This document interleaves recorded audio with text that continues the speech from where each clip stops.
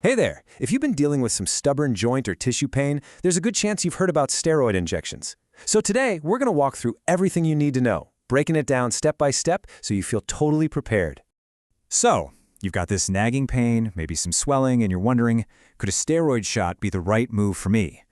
Well, our goal here is to arm you with all the right information so you can have a really confident, productive chat with your doctor. Let's dive in.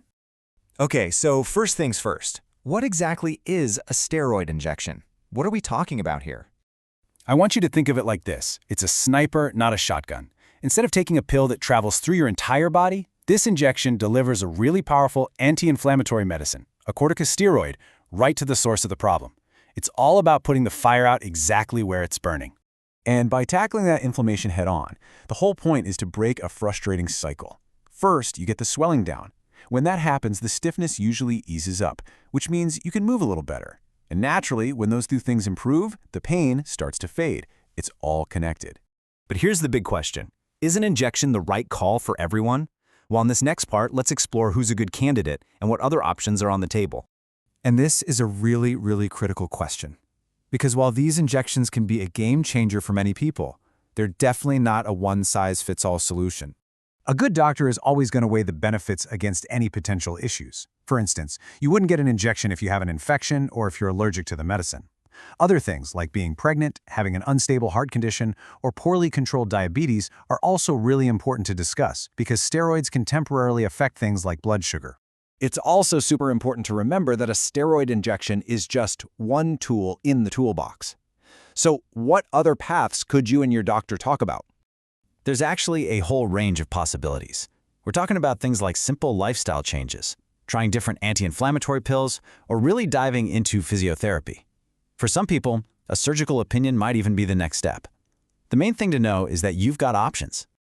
Okay, let's have an honest chat about potential risks. For any medical procedure, this is a must. And this isn't to scare you, it's to make sure you're going in with your eyes wide open. And let's start with the most important thing to hear. Serious complications are really unlikely. They're rare, but knowing what to watch for is just part of being smart about your own health. This slide breaks it down perfectly. On the left, you've got the more common temporary stuff. Things like a short-term flare-up of pain, maybe some flushing in your face, or a little bruise. You can think of these as minor bumps in the road. On the right, though, are the very rare but serious risks, like an infection or a severe allergic reaction. These are the ones we really need to be aware of.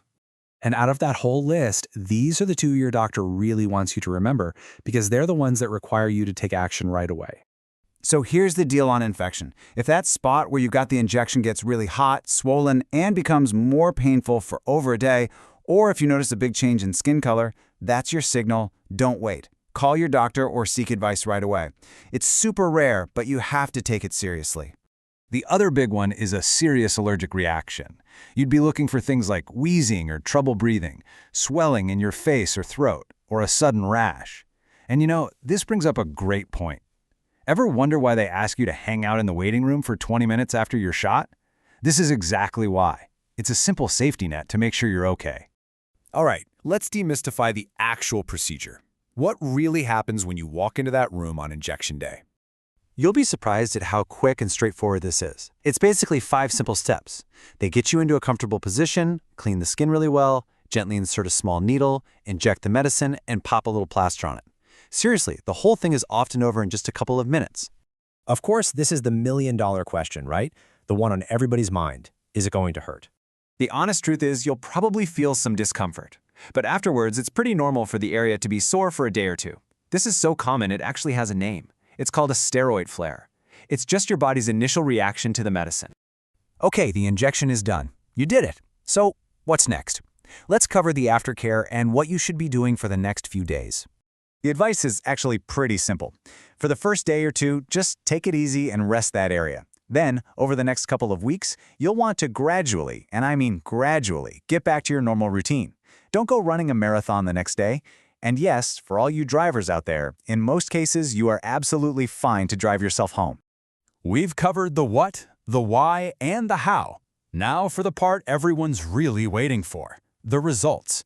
When can you actually expect to feel better? This timeline is the perfect roadmap. Now, if your doctor used a local anesthetic, you might feel great right away, but remember, that'll wear off. then you might have that day or two of soreness we talked about. But the real payoff, the steroids' anti-inflammatory magic, that usually kicks in over the next few weeks. That's why your follow-up is often scheduled for about 6 weeks later to see how well it truly worked. This is another really common question. If it works so well, can I just keep getting them over and over? You might actually be surprised to hear this, but for many people, the answer is just one. The goal isn't to get you on a regular schedule of shots. The hope is that a single injection can reduce the inflammation enough to break that pain cycle, so you can get back to your life or really make progress with something like physiotherapy. And that really brings us to the end. Look, the whole point of this guide wasn't to give you medical advice, but to make you feel informed and empowered. Now you have a clear framework to talk about the pros, the cons, and all the alternatives, so that you and your doctor can team up to make the absolute best decision for you. Thanks for watching.